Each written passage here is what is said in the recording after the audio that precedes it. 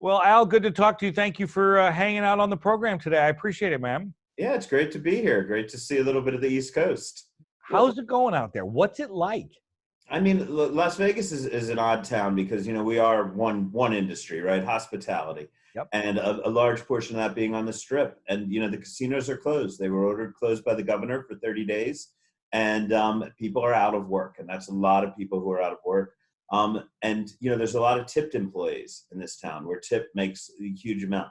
So the first couple weeks, everybody's adjusting. They're trying to figure it out. Still had a little bit of money, but bartenders, it's a tough gig right now for bartenders, waiters, servers, people who are used to making money, blackjack dealers, people who are used to making tip money.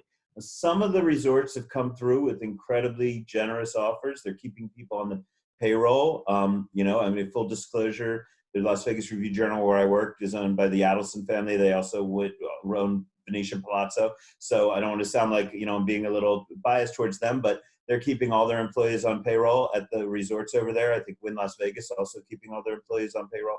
So some people feel really, really lucky that they're in that situation.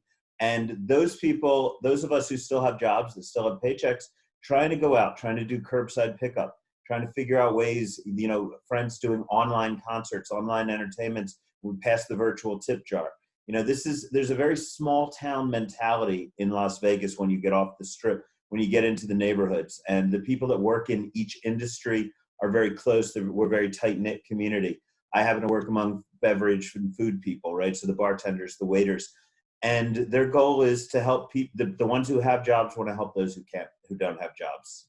That's a really interesting point you talk about that community because, of course, for visitors like us, and of course, we know that Las Vegas is powered by electricity, but we also know that it's also powered by people. Like without the people, it doesn't matter if the lights are on or not.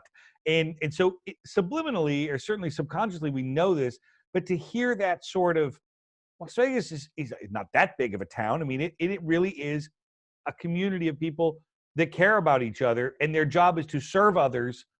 And in the time of need, they're serving each other to the best of their abilities. That's a really cool thing. Yeah, I've seen this town come together a few times. Of course, the October 1st shooting, some more personal things where I've seen people get injured or hurt, and the degree to which everybody from the celebrity chef to the bar back to the waiter to the dishwasher will volunteer their time. I mean, immediately, what can I do? How can I help? I'm sure you share my thought that, the day for travel is tomorrow. We're just not quite sure when tomorrow is going to happen.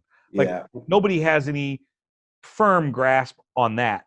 Well, I've been trying to stay out of the politics on my social media feeds as to, when we should open, things like that. But today I posed a question, the totally unscientific poll. These are people that sign up for social media to read my food reporting, right? And they're Right. people in the industry. But I said, would you guys go to a casino if it opened today? Because there's a lot of talk. We need to open them. We need to open them. We need to open them. There's that, you have that all around the country. Open the businesses. I said to my friends, would you go?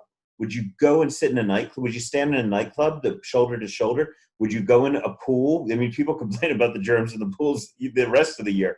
Would you be in those places? Do you want to pass casino chips back and forth around a table? I mean, that's, everybody at the table is touching the same things. I think we're in for a very slow ramp up. Yeah. Not when we're allowed to reopen in this town. I think we'll follow the same path as other people. But when somebody wants to go to these massive events, we do things big in Las Vegas, and our economy is fueled by big events. It's quaint and cute to go to the neighborhood restaurant, and we have fantastic ones. Those guys, yeah, we'll be going back out to them as soon as they reopen. This hospitality town, people know sanitation, they know to wash their hands. Waiters are professional waiters. They're not actors who are waiting tables.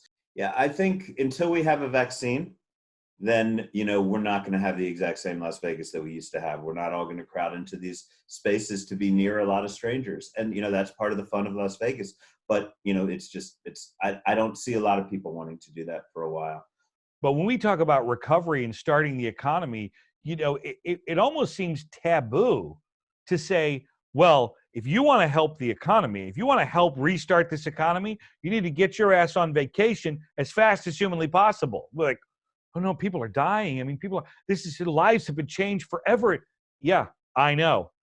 You better get out to Las Vegas, get to Chicago, get to that small town, get to that restaurant, those local restaurants you were talking about, all so well. Nobody has any real idea how paper thin that margin is in good times. Yeah, very thin margin. And that's why it's become a bit of a controversy these days about how much the Grubhubs of the world are taking from that margin too. So, that's a whole other issue. I've been writing a whole other show. I mean, come on, Al, only got an hour. Come on, give me a break. But that's true. Well, I will make you a promise, my friend. I will come out there and you and I will eat our way through that town, strip, off the strip, off the beaten path, on it, all over it. Man, you have one of the coolest gigs in the whole world. I promise we'll take you to some places. I'll make sure we here's the deal. When you dine with me, we don't look at menus. Chef comes out and says, "What are you guys in the mood for?" And we just say, "Do your thing, man." This is not somebody called Craig. I need some time to prepare for this trip. Obviously, I'm going to have to drop 50 pounds before I get. Yeah, we're going to have to drop some of this. I'm actually one of the few people in the world who may lose weight on this quarantine because I'm eating like one dinner a night, and it's one thing. And it used to be at least 5 or 6 times a week I would have 15 courses for dinner.